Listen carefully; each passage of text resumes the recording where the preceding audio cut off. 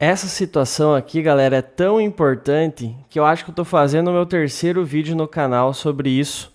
O que a gente deve estudar no começo, no início da carreira e se aperfeiçoar, qual que deve ser o foco.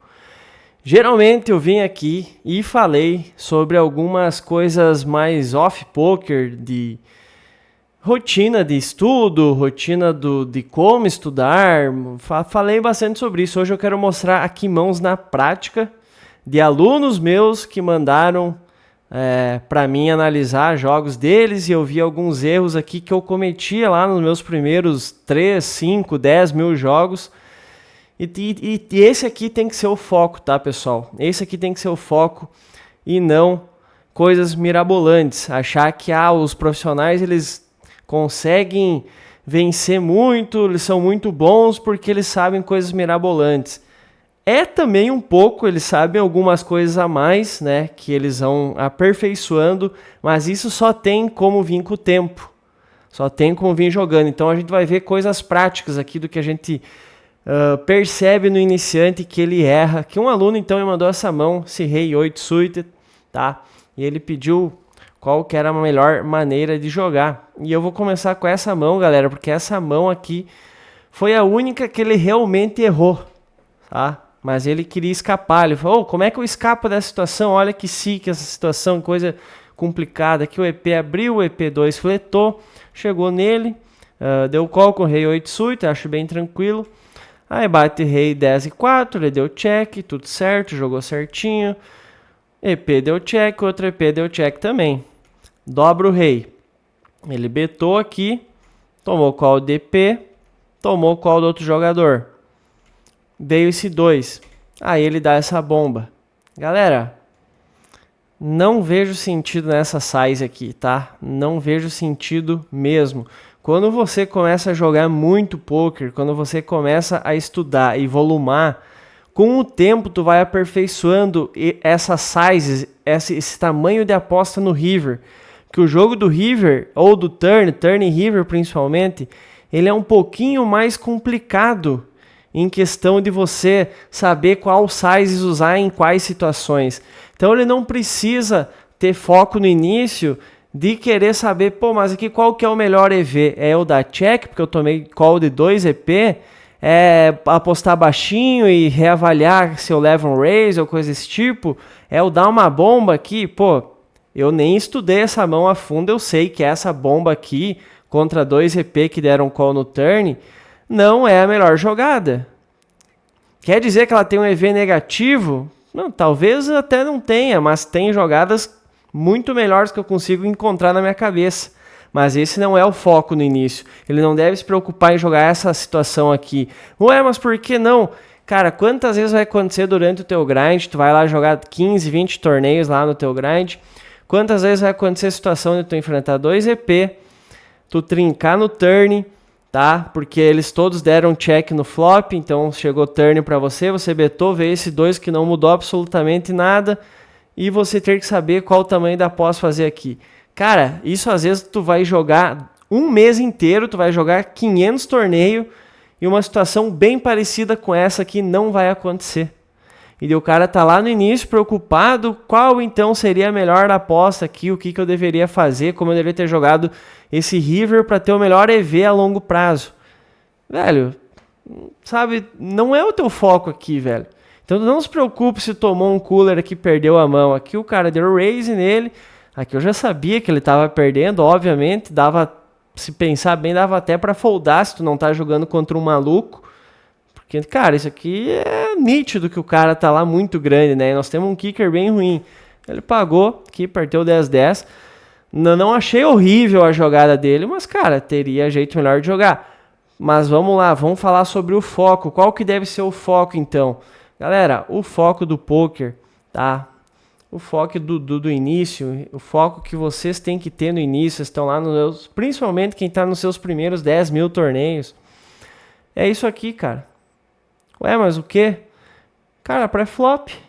O que tu tem que abrir de cada posição? Qual que é a size? Quanto tu vai CBetar contra o Big Blind? CBet, flop é bem importante.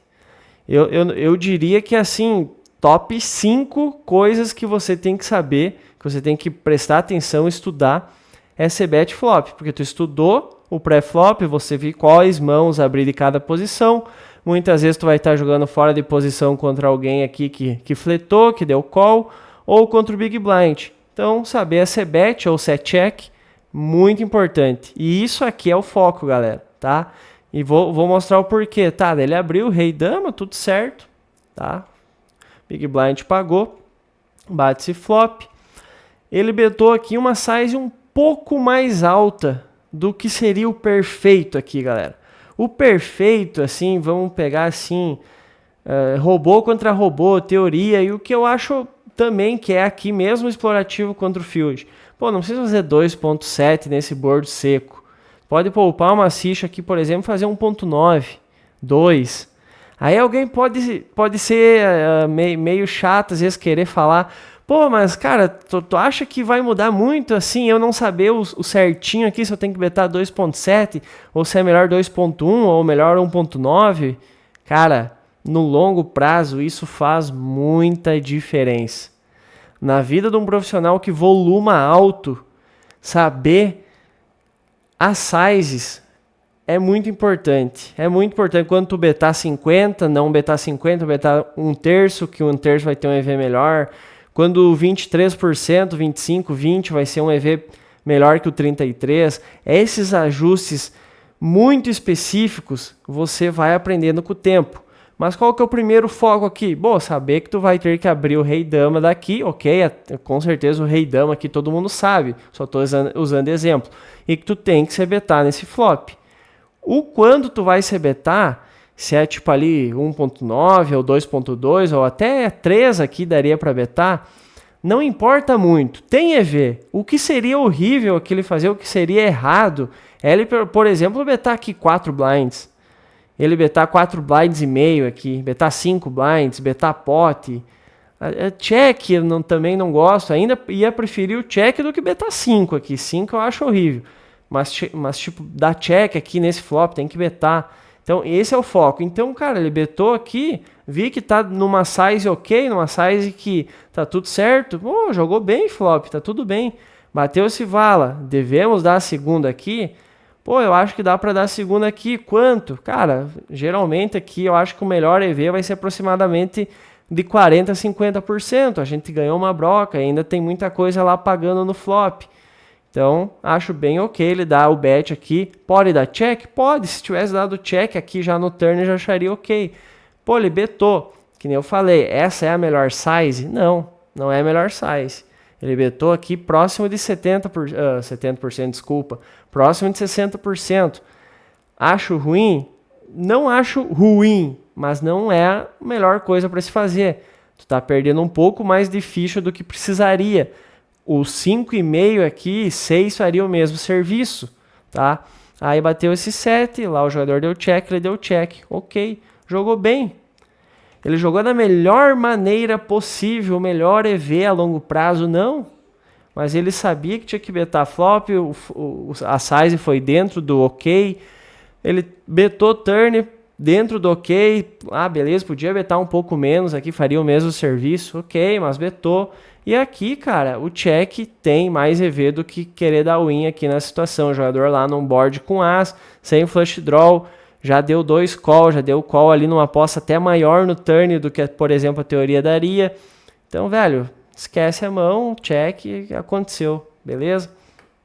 Próxima mão aqui. As e vala, blind war, aqui ó, é o que eu digo, quando tu acerta o pré-flop e tu acerta o flop, o turn e o river geralmente vão começar a ser mais fácil jogar.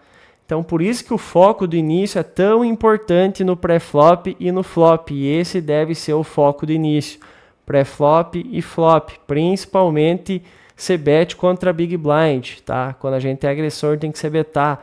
Então aqui, beleza, ele fez 3x. Ah, qual que é o ideal? Ah, o ideal 3,5. Talvez nesse efetivo, 3 vai perder muito EV? Não, tá ok fazer 3x.